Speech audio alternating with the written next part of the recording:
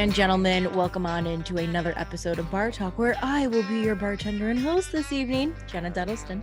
Good morning, good evening, good afternoon, good night, happy Thursday, happy Friday, happy Saturday, Sunday, Monday, Tuesday, Wednesday, whenever it is that you are listening to this. I hope you are having the most incredible day ever, guys. And remember, if your day isn't going the way that you want it to go, you and only you have the power to turn it around and make it extraordinary. What kind of day do you want to have today? Is it a good day or is it a bad day? Is the glass half empty or is it half full? There's not a lot of areas in your life that you have control over, but we do have control over how we decide to view our lives. Also, if today is one of those days where you just need to like totally relax and get through it, I understand that too. Okay, guys, episode 101. Thank you for everyone, obviously, for episode 100. I hope you enjoyed that. We are on to the next chapter of Bar Talk is what we're going to call this.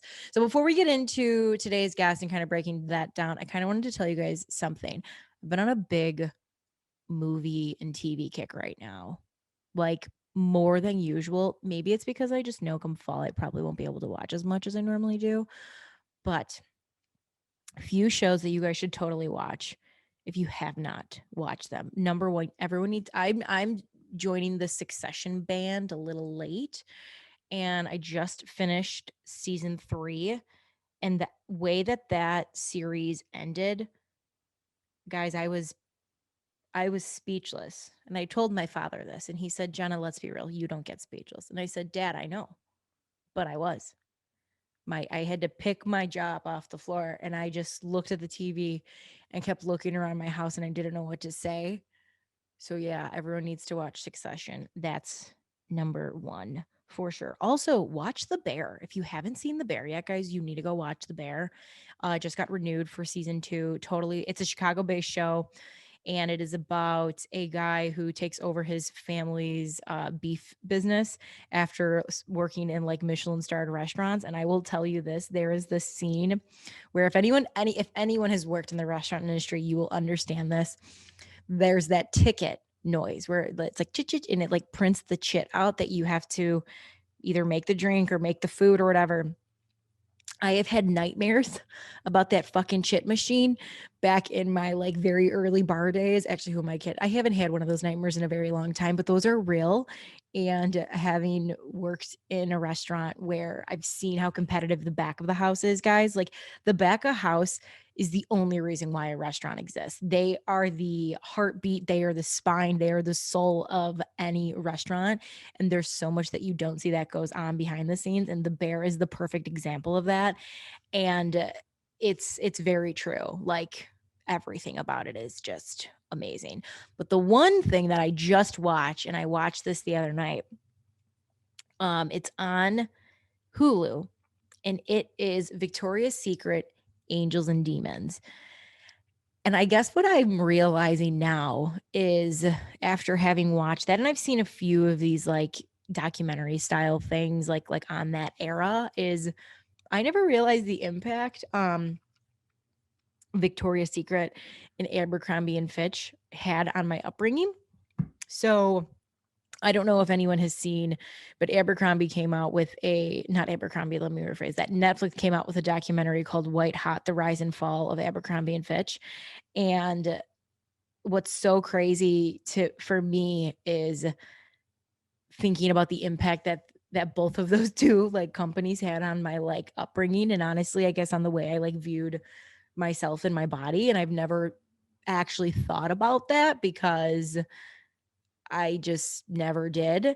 And now as I sit here in these Abercrombie and Fitch jeans, we're not giving out any free ads, but they are the most comfortable jeans, and I wear them all the time because I feel like sweatpants. That being said, though, it's incredible to think how much power those two companies had over an entire fucking generation.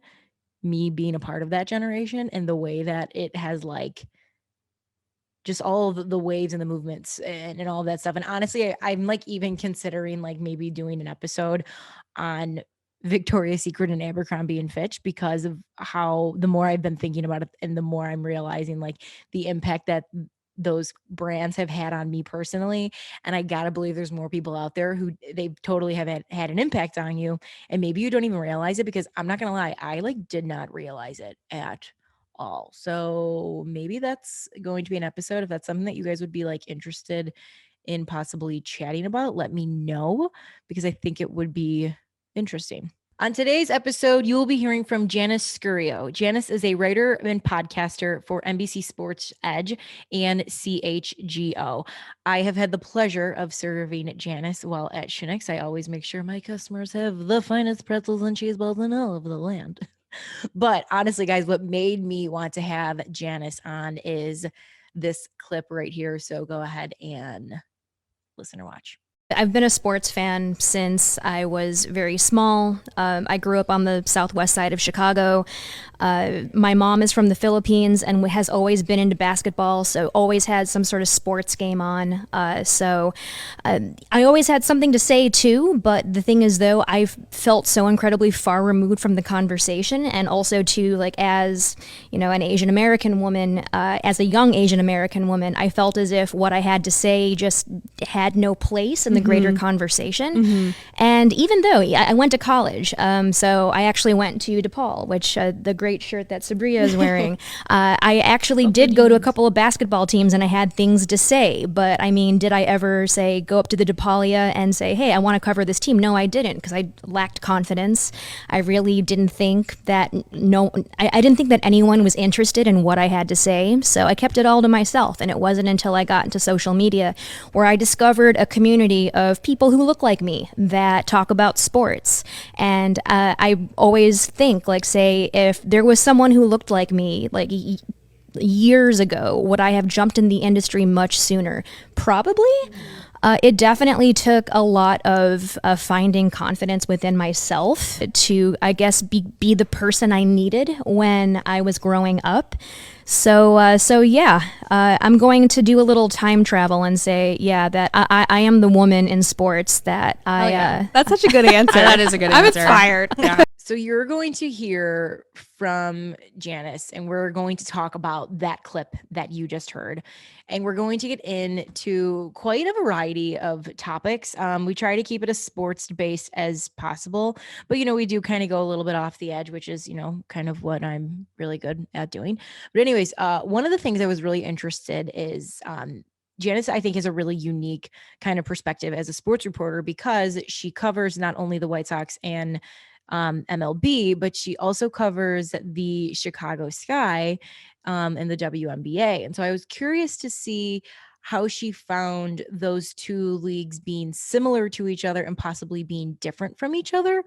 The other thing is we discuss how we can get more money into women's sports, because if there's anything I'm learning just with life, it's that the money is always there. And we just need to figure out a way. And again, I'm not the going to, you know, figure out this problem overnight, but I think this is a good maybe conversation to have. And that kind of conversation that we had in this episode that you're going to hear, we could have talked about that for 2 hours. So that maybe is something that we do a little bit down the line, a little bit later. But the other thing that I was really interested in is Janice kind of opened up to me about being neurodivergent and what that means. Since learning this, Janice has learned how to have a better kind of relationship with the way her brain operates. And we learned that we have some stuff slightly in common. So stay tuned for that. Let's get ready to hear my conversation with Janice Scuriosa. Before that, I have a few announcements that I would like to make very quickly. First off, if this is your first time to Bar Talk, guys, welcome into the bar. If you are a returning customer or regular of mine, welcome back. I love having you here. I have so much gratitude for each and every single one of you for showing up, for listening, for watching, for sharing, for creating a drink, whatever it is. Okay, guys, thank you, thank you, thank you, thank you, thank you. I would love it if you would hit the follow button on wherever you get your podcast. Okay. Make sure you are following along. If you can leave a rating, leave a 5-star rating, preferably. And also, if you have the ability to leave a review, guys, seriously, 30 seconds out of your day as you're listening to this right now, you can rate while the podcast is going what you're enjoying about this. Okay. It helps the podcast grow. It helps get more people coming. So if you could do that, seriously, would really, really appreciate it. For my YouTube people, hello, it's me. I'm done. I'm not Adele, so I'm not going to sing that song. But hi, guys. Welcome to any of my YouTube people that are watching this. Make sure that you are subscribed. Hit the thumbs up button on this video. You can write a little comment if you are watching this. And then hit the notification button. The bell is where it's going to be. And basically what that means is you'll be notified whenever there are new videos, shorts, or anything that come on that page. And then make sure you guys follow us along. It is at Bar Talk with Jenna across the board: Facebook, Instagram, YouTube, TikTok. Okay. If you're not completely sick of hearing me, I would love it for you guys to join our little bar community on social media. Okay. We give little tips. I'm going to break down the podcast for you. So maybe you can't always listen to the podcast week in and week out. That's okay. I like to highlight some of the best of the podcast throughout the week so you can see that sliced up nice and perfect in a very digestible format, because I know all of you people out there don't have the attention span fully to give me an hour every day. Believe me, I get it. I'm not offended by it. Maybe you can only give me a minute, maybe 30 seconds. I'm going to give it to you. It's on those social pages. So make sure you watch that. We also have segments every Friday called Drink of the Week, where I create a fantastic cocktail for you to drink every weekend. You're welcome. All right. And then stay until after my conversation with Janice for a segment I like to call Here's a Tip for You. And this segment involves this box. What's in the box? You got to stay to find out. Okay. All right, guys. So let's go ahead and get into another episode of Bar Talk with Jenna with Janice Scuriosa. Enjoy.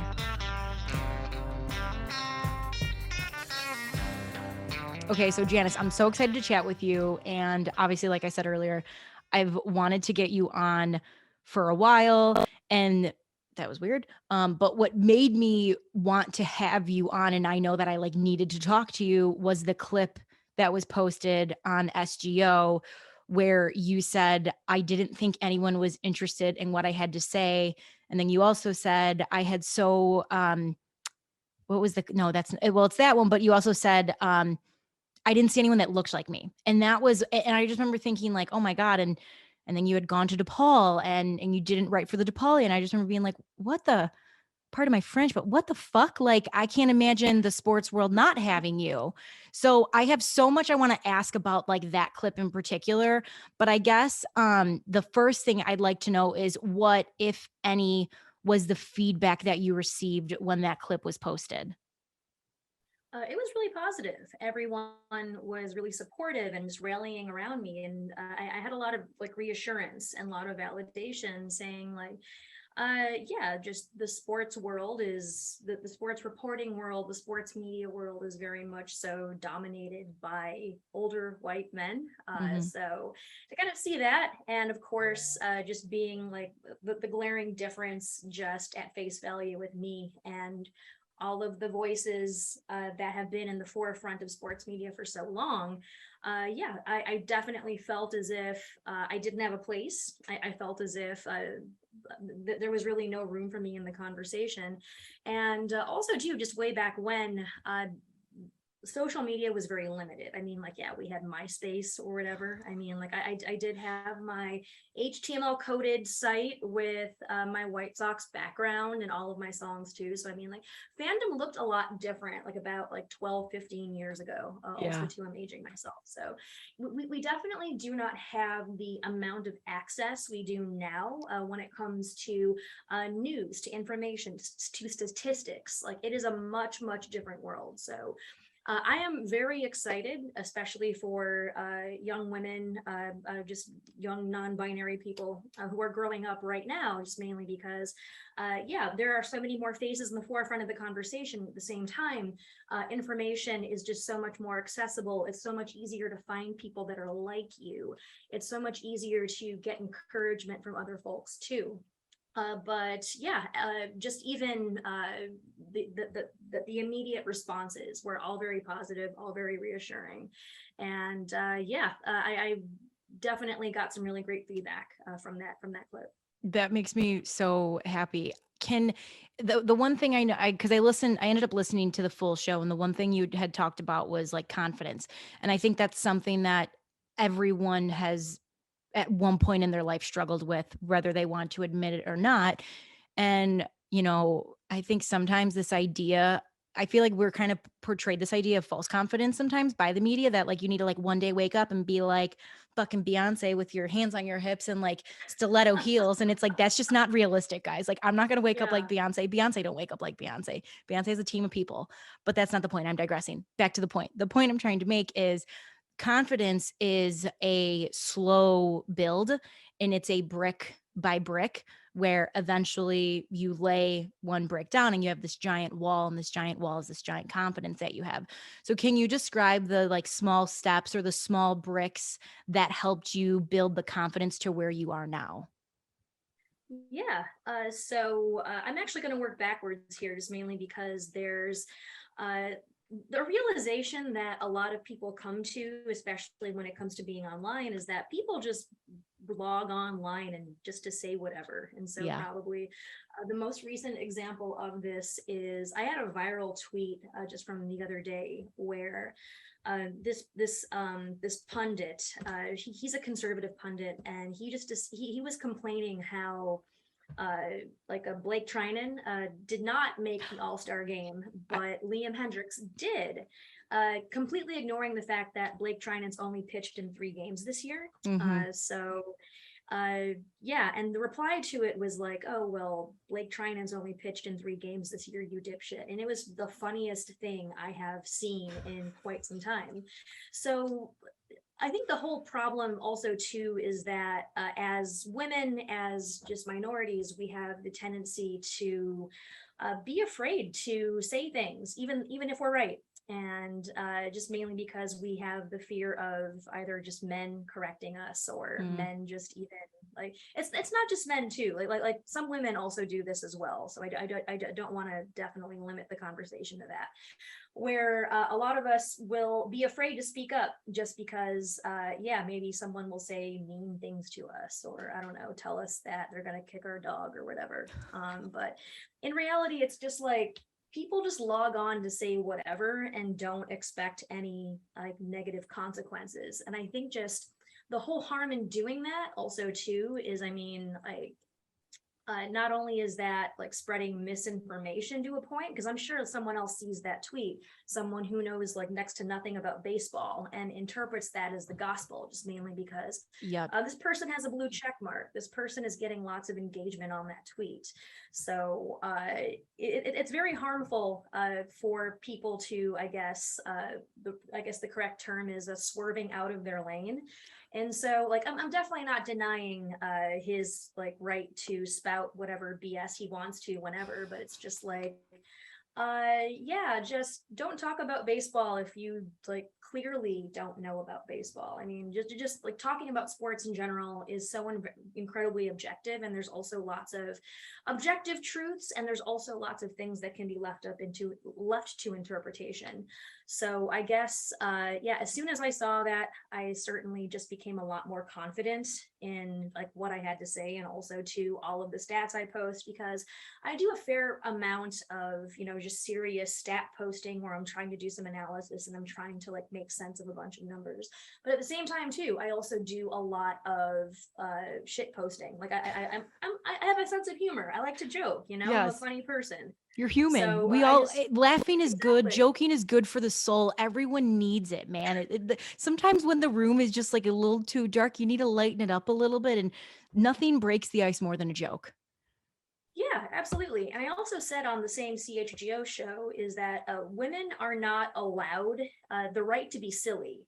And Mm. so what I mean by that is we will make a joke online and someone will interpret it as face value. And I saw an explanation that kind of put this into perspective, where a lot of the times men will completely miss women's jokes, just mainly because in comedy, you have to assume that the person telling the joke holds some level of intelligence. So you can kind of draw your own conclusions from Yeah. there. Yeah. So yeah, I mean, even when something I post is an obvious joke, I'm going to have like lots of like dudes in my replies being like, oh well, you know, well actually, da, da, da, da, da, da. And I'm just like, dude, chill, it was a joke. Like Uh, like don't actually believe like Juan Soto is going to go to the White Sox. It's like relax, just I wish Twitter had, because I'm the most sarcastic human being I know. I've gotten like, I've dialed it back a little bit because at one point my mom's always like, Jenna, no one's ever going to take you seriously. This is too much. I'm like, sorry, Kath. Okay, I'll dial it back.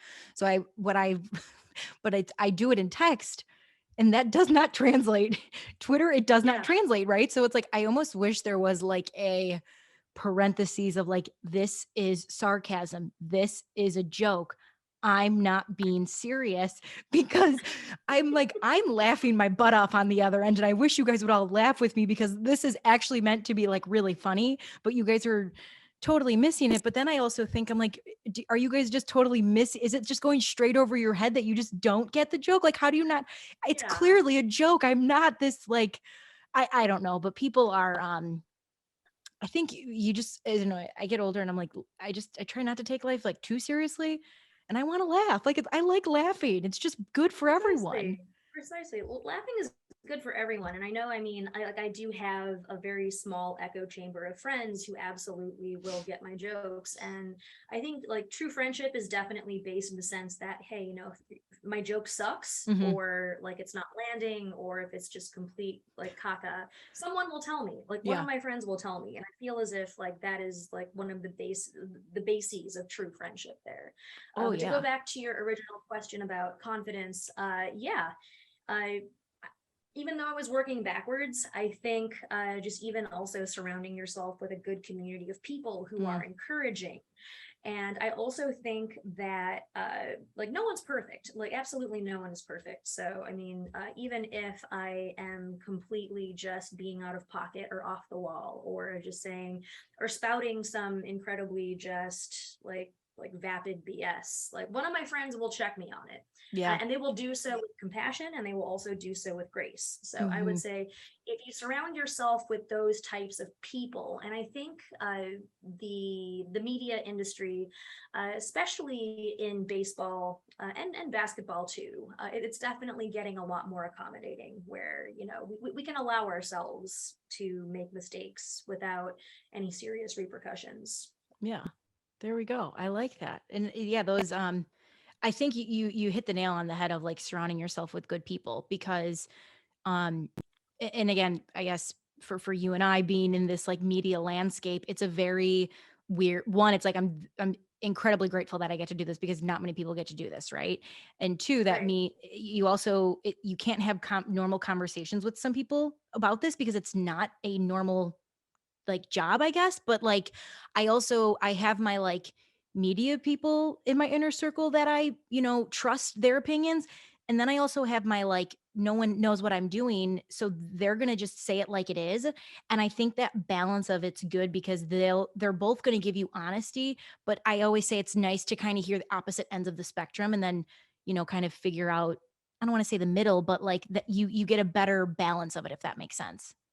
Oh, absolutely. And I think just even being teachable like comes into a huge part of it too, where I mean, there are some days where I walk in, you know, and I have that Beyonce confidence. Oh I'm yeah. just like, you can't break my soul. I'm just over here, just completely, just absolutely like you can't tell me shit right now. But there are some days where I'm just like, what the fuck am I doing? It's just like I'm just like what is like I don't even know why I'm here. But I think that's completely normal though. I think a lot of us go through that, and I think that I was actually just thinking about the story the other day where when I was in seventh grade, I think I failed a test or something. I have no idea why this memory popped back in my mind.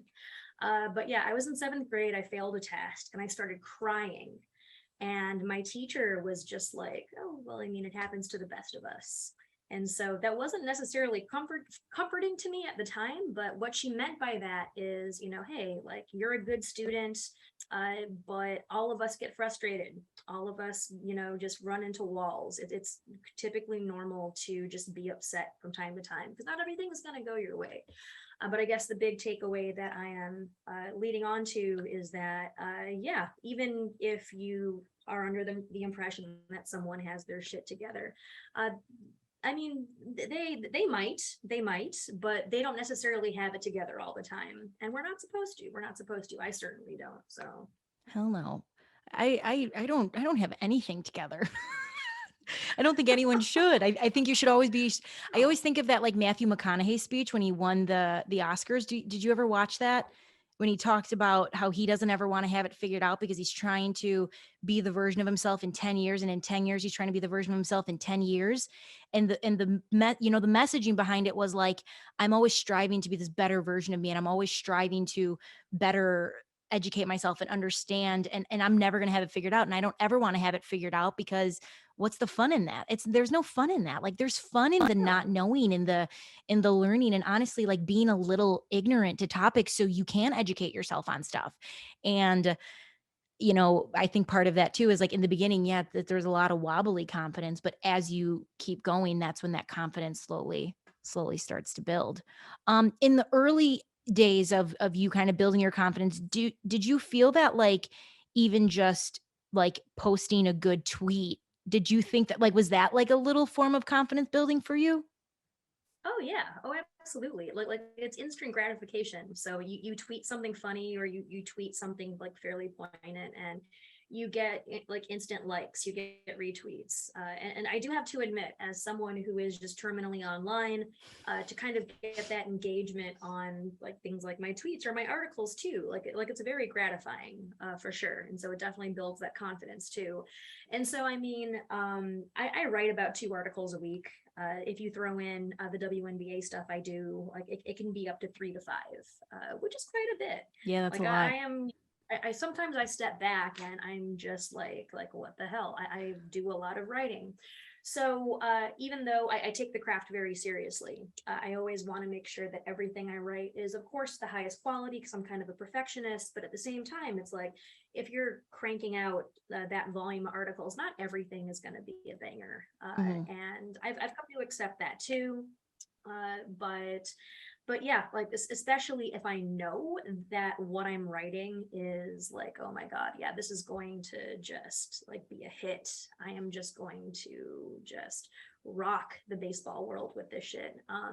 Yeah, it's absolutely gratifying. But there have been times where I'll write an article and I will just be like, yeah, heck yeah. I mean, dude, you're hitting 30% in baseball. That's you're killing it. So like you just got to keep swinging. That's like I use that metaphor in pretty much everything I do in life. Is I'm like, you just got to keep swinging, and you're gonna miss, and that's okay. But you just got to keep moving forward. I'm curious. Have you Absolutely, yeah. thought about it all? The like because you said you didn't have anyone to look up to. Have you thought at all about like the little girls that are going to say like when they get asked like who inspired me and they say your name? Have you thought about that at all? I have actually. I've had just my friends' daughters tell me that they want to take pictures with me, and that they've like been inspired to, just become more of a sports fan because of me. And like honestly, like I'm tearing up a little bit here. Like that is who I work for. Like if it's anything I work for, it's for the next generation. And yeah, other little girls who think that, or little boys too. I Hmm. always think like boys should also have strong female role models as Hmm. well. Yeah, I just think that, just being, a strong woman that works in the forefront of, sports media. The reason why I exist is for them, to show them it's completely normal for someone who looks like me to say things, and sometimes, say incredibly wacky jokes that don't land.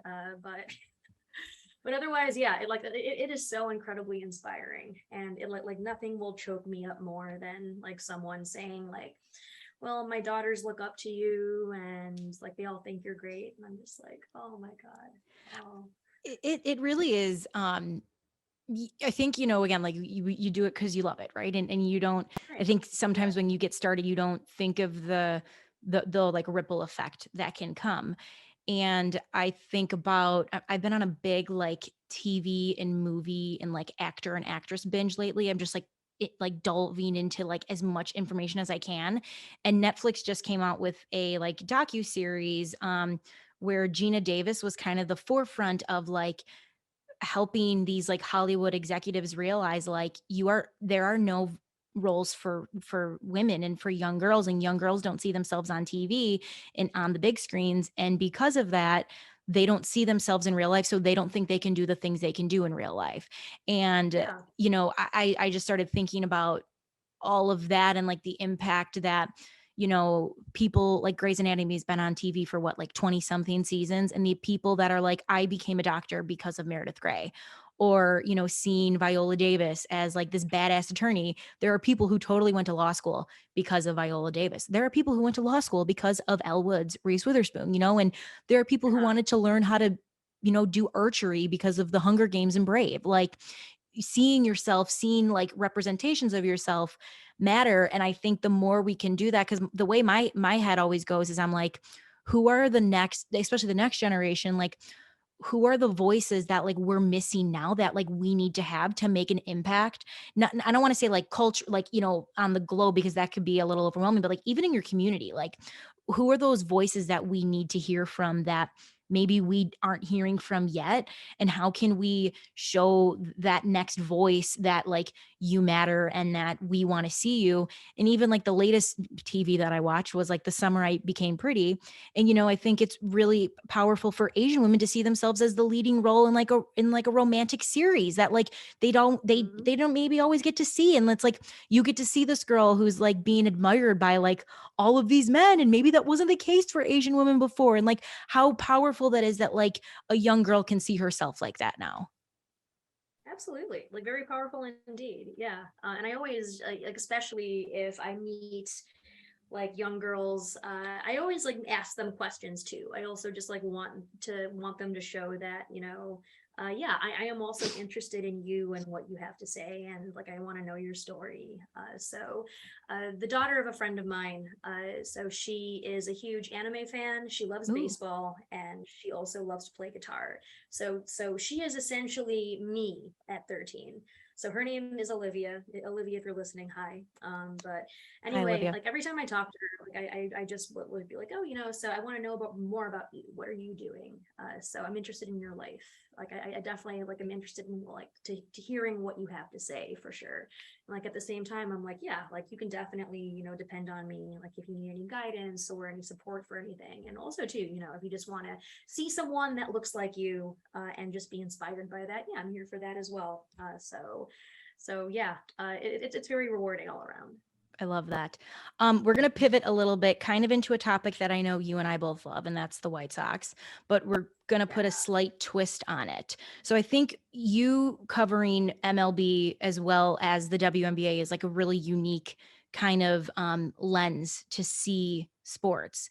And I'm really curious to hear your insight on like what do you see as the biggest similarities between the two leagues, and maybe what are the biggest differences?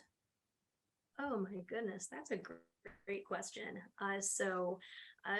Two very different leagues. Say one has been in existence for, you know, over 100 years. One Yeah. has been in existence for 26. But still, uh, to answer the question shortly, the WNBA still has a long ways to go. So I don't know if you've heard recently, but for the All Star game, Paul Blackburn is the lone All Star for the A's, and the A's were going to make him fly like a Southwest, I think like boarding group B or C or whatever, like to the All-Star game. And I mean, like at face value, you could just be all like, oh my goodness, like, and so a couple of other all-stars stepped up and said, hey, like you should come along with us on our private jets, we'll get you there, like you shouldn't have to fly commercial. Hmm. And I mean, like at face value, that's kind of a heartwarming story. But of course, too, and when you compare and contrast, a recent news item that the WNBA just released was that now for the WNBA finals, the flights are going to be chartered. So, which I think is huge. Like, and of course, like some listeners may be thinking, like, what the heck? Like WNBA flights aren't chartered? No, Hmm. they're not. They fly commercial everywhere. And so if you follow some Chicago Sky players on Instagram, Azuree Stevens does a great job of this, but she documents her travel experiences, what it's like flying commercial. And a lot of the times, a lot of the players are subject to delays. So Natalie Achanwa of the Lynx also just kind of tweeted out a lot of these travel woes too, where I think the Lynx played a game, they had a flight canceled, and then the flight they were able to get on was delayed. So they had a game in Washington, and they didn't get into Washington until midnight to play a game the next day at 2. Mhm. So that's not great turnaround time. Yeah, it's So yeah, no, you're right. And I think, at some, because I can hear some people saying like, I mean, what, like they don't, some people don't even think about the travel of what athletes have to mhm, do, but like yeah, having the ability to get on a plane and go and not have to wait, not have to board, do all of those things, it can better elevate the athlete just being an athlete and just being able to compete at the level that you want them to compete at and to be able to give you a final outcome and product. That's obviously a huge difference between the two. What do you think is maybe something that the two leagues maybe share in common? uh, probably me. Just to begin, I mean I've been a baseball fan nearly all my life. So for some background, I'm a relatively new WNBA fan. Mhm. I've always enjoyed women's basketball, but I didn't become like a just a super, I guess super fan is the best Mhm. way I can say. Just within the past year, and a lot of the times, yeah, it's certain players that will draw you in. So for me, it was Candace Parker. She signed with the Sky. Really great story. She's a Yeah. hometown girl from Naperville. Mhm. Just really fantastic person, really fantastic player. Has all these accolades behind her as well. And so, yeah, and also just a hell of a ball player too. She's just so much fun to watch, like how she runs the floor too. She's got like great leadership strategies. Other players, like when she's on the floor, other players listen. So I think it's the kind of the similar in MLB where in order to pull new fans in, they kind of have to rely on marketing certain players. So I think a player that does a really great job of this is Tim Anderson, just Mhm. mainly because he's all about changing the game. He's got this big personality. He's just genuinely like a friendly, nice guy. I think a lot of like kids look up to him. A lot of African American kids like Yeah. think he's A lot of great, and Southside kids can see themselves in him. Mhm. Precisely. Yeah, of course. Like I think like he's generally the face of the franchise, and I also think Liam Hendricks is also attaining that status as well.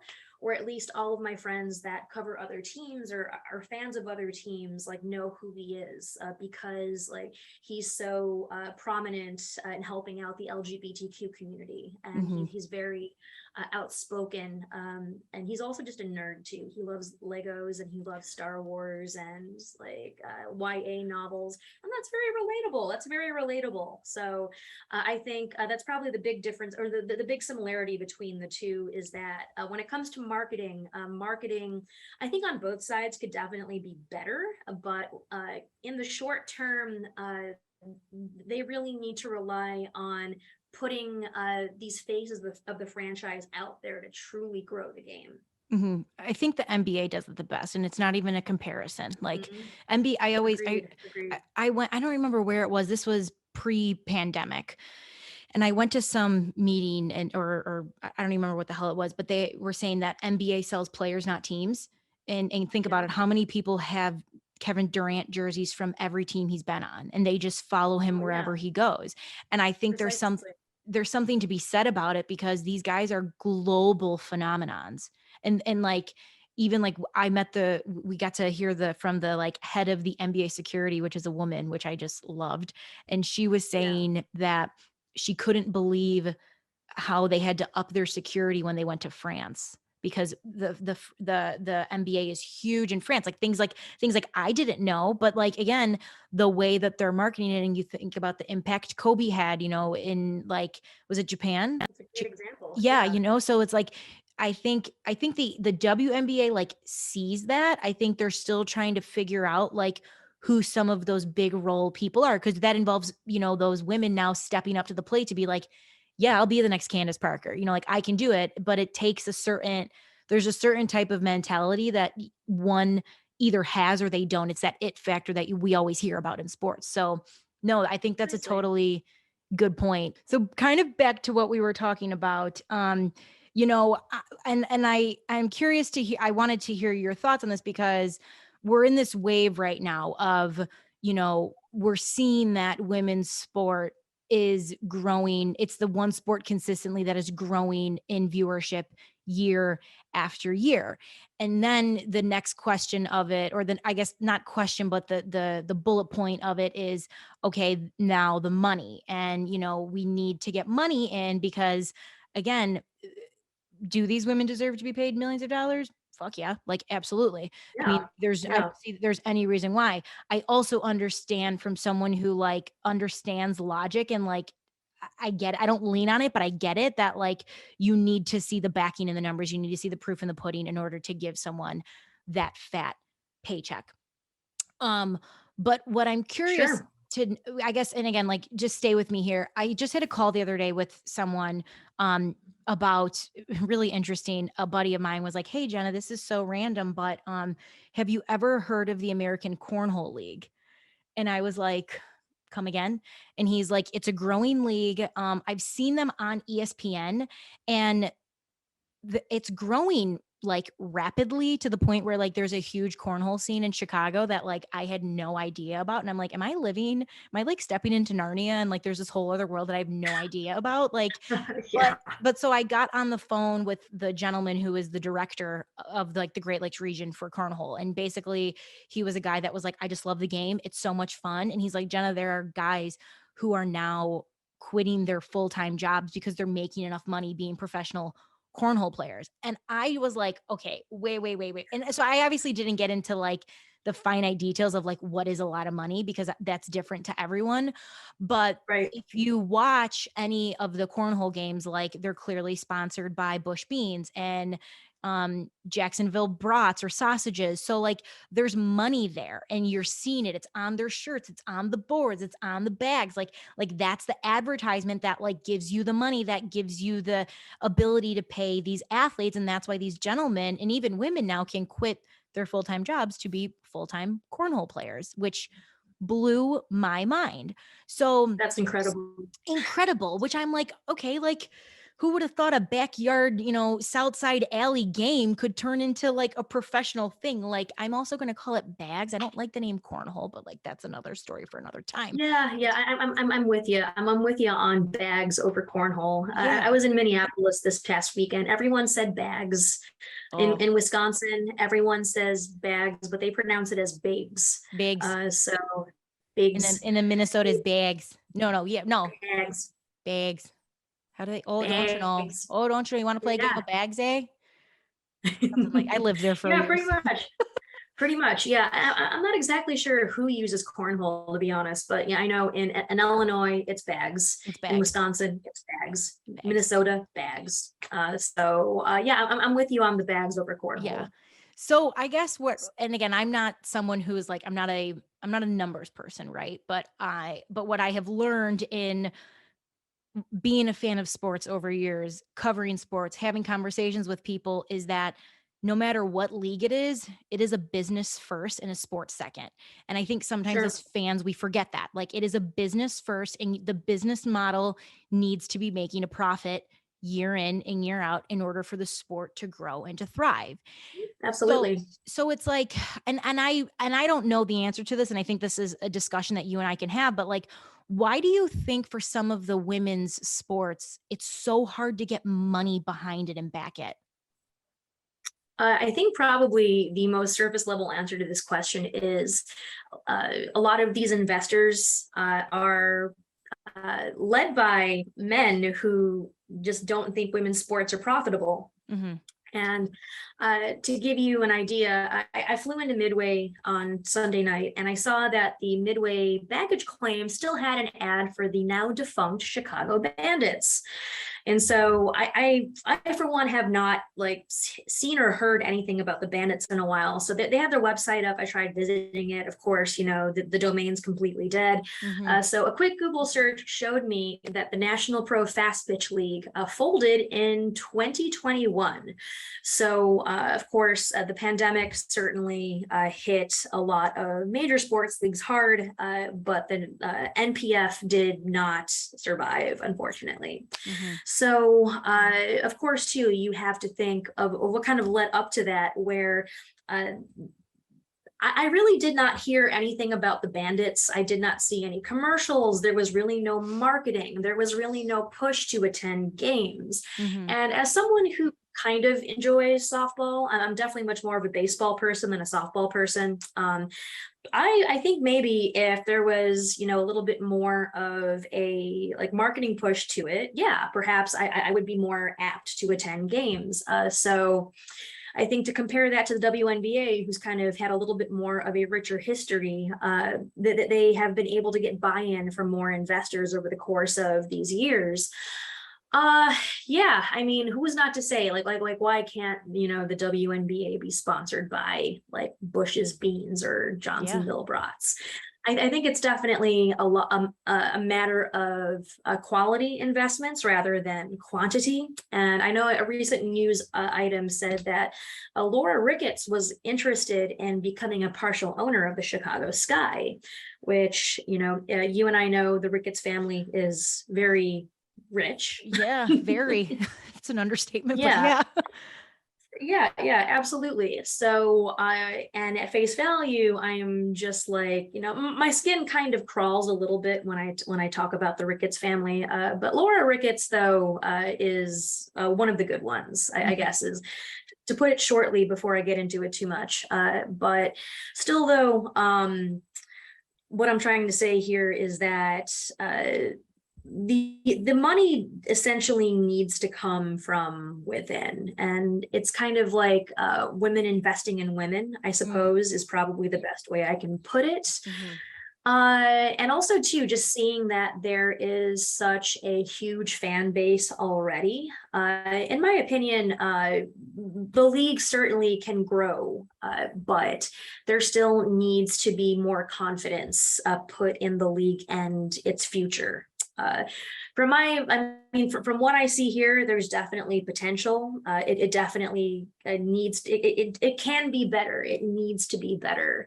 But of course, too, we essentially just need a lot of like very strong investments instead of, I guess, like, oh, here's, I don't know, like Free Beat Peloton headphones. or yeah, Beats headphones, or I don't know, Holmes fans. I'm just looking at items around my office here. So Yeah.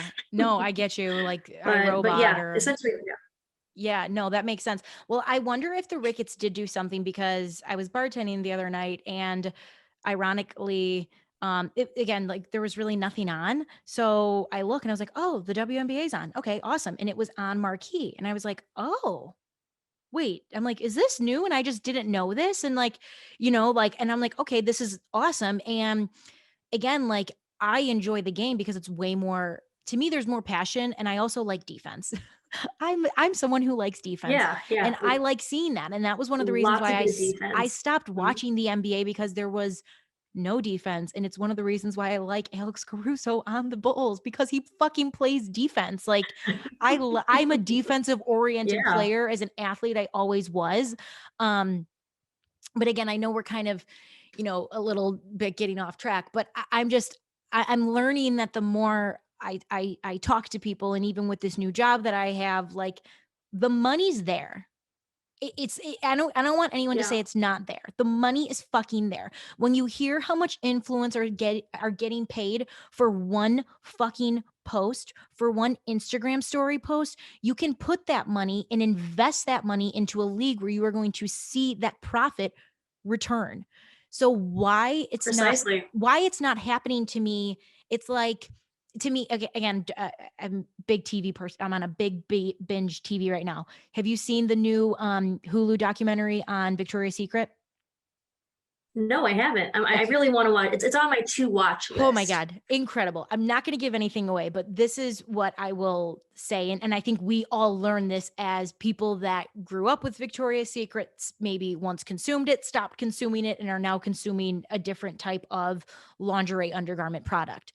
Victoria's Secret stopped listening to their consumers because the consumers said, we want to see more. We want to see more of our bodies. We want to see different types of bodies because not every body looks like an angel. Like Yeah. it is an unrealistic expectation. And they said, no, this is what's going to work. Well, guess what happened? Other people stepped up to the plate and said, okay, I'm going to deliver it then.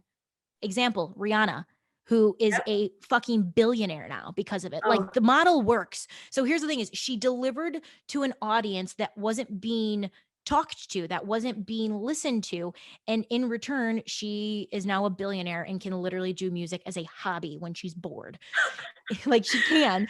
And so I think about that. Like there are people who want to watch the WNBA all the time. Absolutely. For Yeah. myself, I'm a volleyball fan. I'm someone who played volleyball. Whenever volleyball is on, I'm watching it. I wish being able to watch it was a little bit easier. It's not easy because you constantly have to dig. But again, if you give that to the fans, they're gonna take it. Mhm. And it's there. I mean, you're under, and I always look at it too, like business wise. I'm like, do you see how much money you could be making? Do you have any idea how many more dollar signs and commas can be in your pocket, investors? Yeah. Yeah. The return, the potential of a return is monumental. Also, too, I love Fenty Savage. It is absolutely wonderful. I used to actually work at Victoria's Secret when I was in high school. Yeah, I will definitely just be watching that documentary just to avenge my high school self. So. Oh, it was a super interesting, like, because then I also then watched too the Abercrombie when they came out a while back, and I was like, I did not realize the cultural impact these two Yeah, companies had on my seriously. entire fucking life. Oh, absolutely, absolutely. Like every girl my age had like a bottle of Love Spell in their locker growing up. So I always smell the vanilla bean, and I hate the smell of vanilla bean because it reminds me of teenage BO in my yeah. high school years at De La Salle. I fucking hate it. I can't stand it. Oh my Um, goodness. Yeah. Okay, so pivoting away from that, and again, we could do a whole podcast episode on that alone, and maybe that's something we like circle back to, down the line of like where are the leagues at now, and how they can get better, and who knows, maybe I might know someone who's a financial person that could talk to us about what the plan could be, because I don't fucking know, but I just know that the products there, um, it's incredible. And obviously am I biased because I'm a woman? Fuck yeah. Like absolutely. There's no Yeah. doubt about that. Absolutely. Absolutely. Absolutely. But people are watching. So let's Yeah. give it more to them. Precisely. Mhm. And I mean, like this product, it's a good product, and it's also completely okay if the product is just for us. Like I Mhm. am definitely not interested in like the ESPN or at least the guys in the ESPN comments who are like, go back to the kitchen and make me a sandwich. It's like, no. I'm not interested in those types of fans and bringing them into the W. Like I'm just interested in, yeah, just offering a product for people like us. Mhm. Because like, believe it or not, there are plenty of people like us, plenty Yeah. of people who enjoy watching good sports. So if that's all, if that's all the WNBA can pull in, then I think that's fine. I think Yeah. that's fine. So true. So I had asked you before we chatted, like what you like. I always like to ask people, like, what's something that you think is important for me to know about you.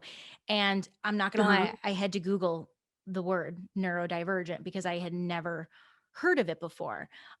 So I obviously looked it up because that's what you got to do. You got to go to Google, and I guess I'll give you the Google definition that I found, which is from verywellmind.com. And then I would love to hear you, but neurodivergence is the term for when someone's brain processes and or behaves differently from what is considered typical.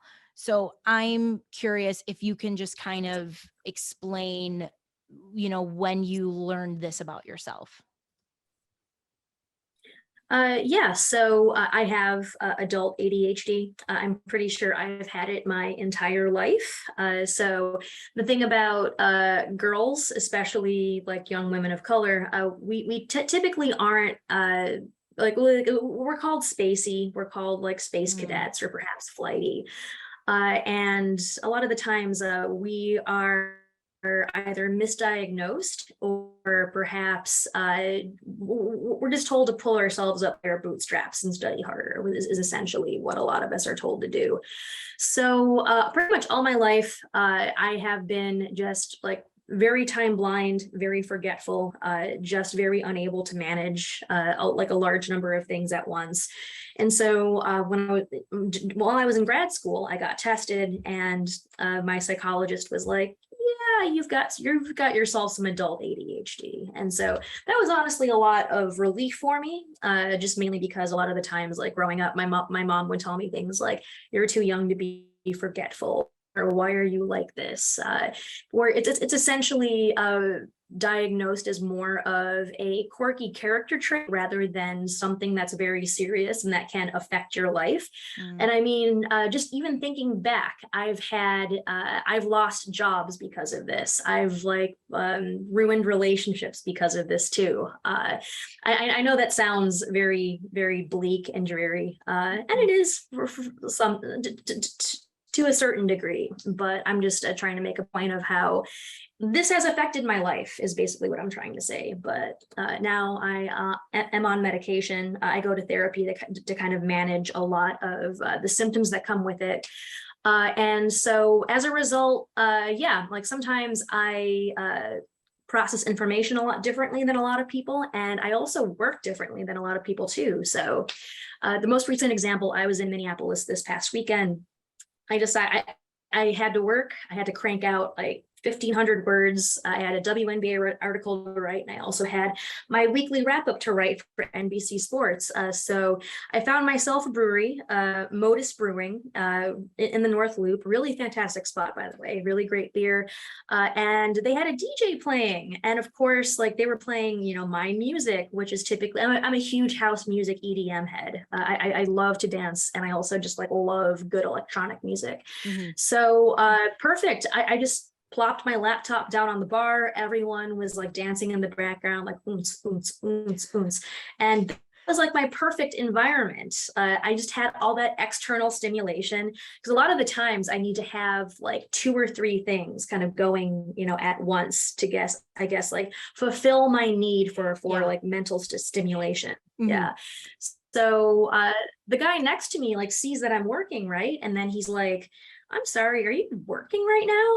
And I'm like, yeah, I'm working. And then he fist bumps me and he's like mega props. I don't know how you're doing it, but like you're doing it.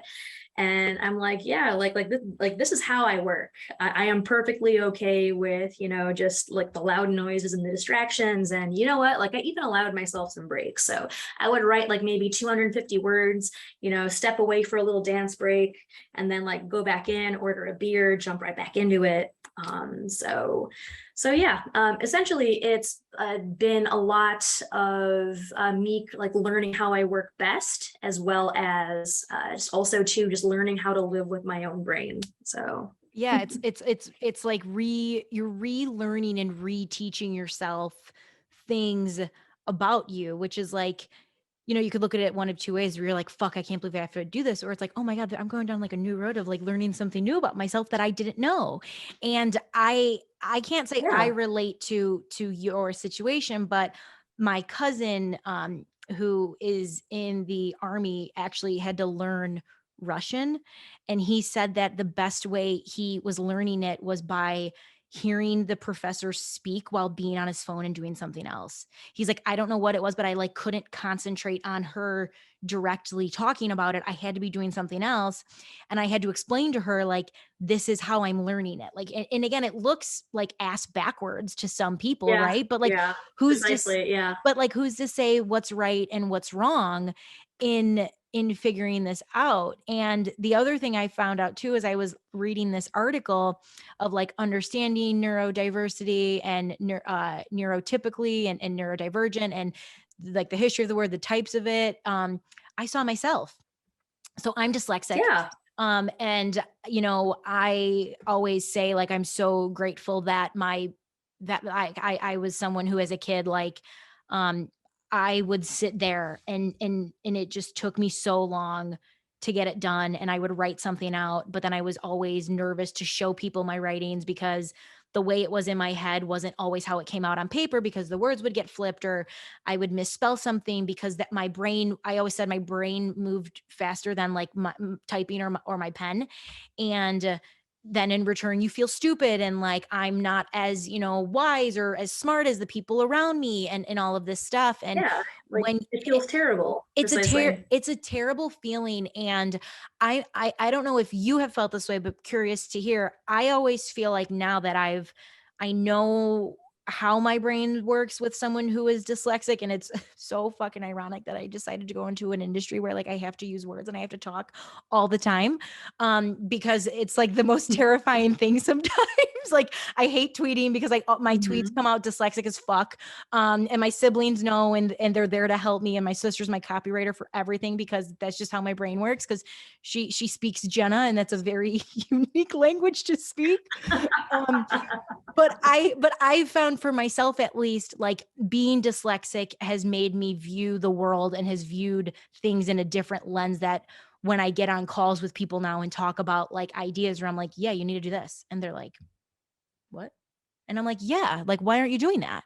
And so I have found it to be like my superpower. I'm curious if you have found learning this, like what have been the positive sides of learning this about you, and like what it's giving you.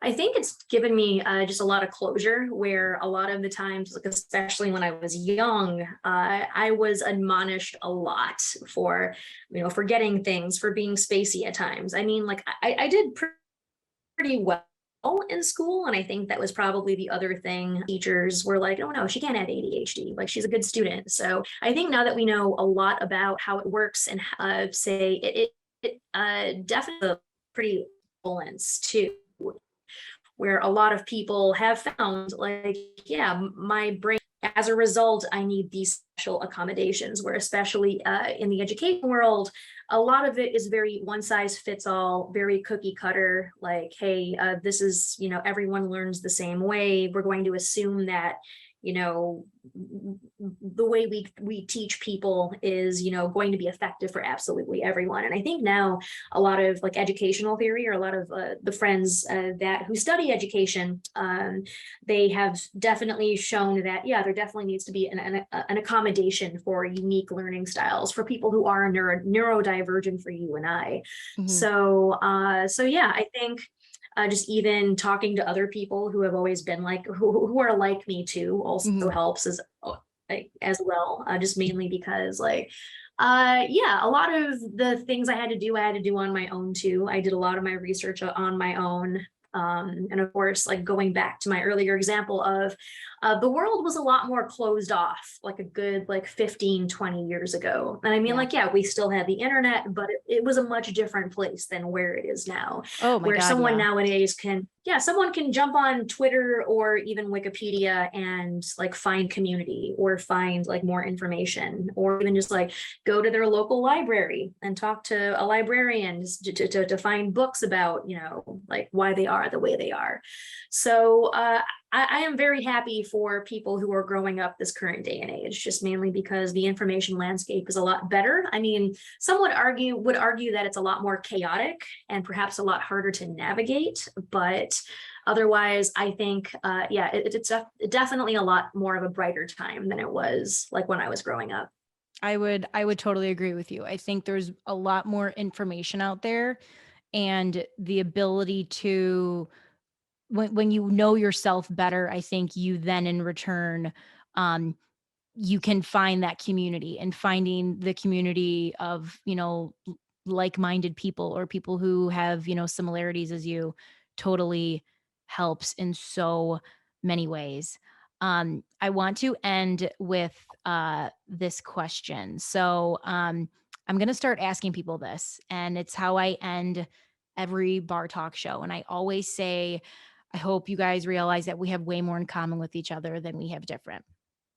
So I would like to know, how do you see that we have more in common with each other than we have different? Oh my goodness. Yeah, like we have like a lot in common, just from like me talking to you. First of all, I like when I was filling out your questionnaire, I was just like, oh man, what the fuck do I say? Just mainly because I mean, like the questions were a little vague, but I'm guessing like they're vague, for a reason, where it's just sort of like, tell me what's on your mind. Tell me like the first thing that comes to you. And so, I Mhm. mean, like, yeah. And I just literally wrote about the first thing that's on my mind, and I was just thinking a lot about like my life has gotten significantly better just in the past year, just mainly because I'm getting the treatment, and I'm also just feeling like more supported now by my community and my friends and family than I have. So yeah, and especially too, like when you were talking about, the support for women's sports and how there's like, I said that like there are more people like us out Yeah. there that, the product of women's basketball is absolutely great. And yeah, like you and I appreciate that on like a surface level and a deep level as well. And there are many more, people out there that are just like us too. So yeah, and I mean, like I already knew that we were a lot alike, just mainly because like you fed me pretzels at Shinnick's, and I'm just like, all right, this girl knows, like she knows that I've been out drinking with my friends for like a couple of like 9 innings straight. Like we're already on like our third round of Coronas, and then like you come around with a big old bucket of pretzels, and it's just like, hey guys. I was like, all right, yeah, she knows. Like yeah, she knows. I I do this joke at the bar where I'm like, "Hi guys, welcome, and we have the best beer snacks of all time. Everything is gluten-free, vegan-free, and comes from the earth, and it's plant-based, and there's absolutely no artificial flavor in anything whatsoever. So now enjoy." I'm sure that goes over real well with that crowd. Some people find it fucking hilarious, and the people who look at me like, I'm like, we're not going to be friends today. Okay, that's fine. I've learned this now, so I'll give my attention to the other group. I could have talked to Janice for hours, and I look forward to the day where she can come back into Shinnick's and I can talk to her for hours and we're not on a complete time crunch. So, Janice, thank you again for taking the time. I really appreciate you coming in, or virtually coming in and sitting down with me. And I hope you guys enjoyed the conversation too. I hope you took something away from it. I had a friend, very good family friend of mine by this name of Stein. Linda's her real name, but we call her Stein. Gave me this box.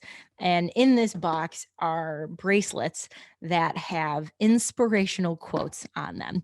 And my segment, here's a tip for you, normally comes from things that I've experienced in my life.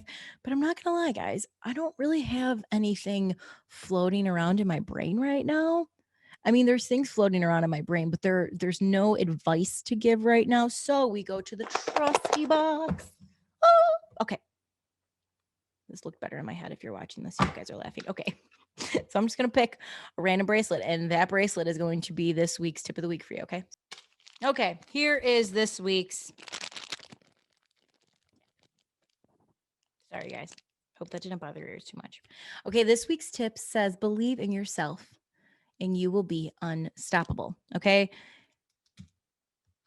There are a lot of naysayers out there. The world is sometimes mean. I wish it wasn't always mean, but sometimes it can be a little mean. And that just means that you have to be your biggest cheerleader. You have to be the one that is always in your corner. You have to be the one who is constantly encouraging and supporting you along the way and on the journey. So when you have undeniable faith and belief in yourself and have the confidence to do it, you can do anything. No one can stop you. Okay. All right, guys. That's all I got for you this week. I hope you enjoyed this little episode, and I hope you all take the time today to realize that we have way more in common with each other than we have different. Until then, take care.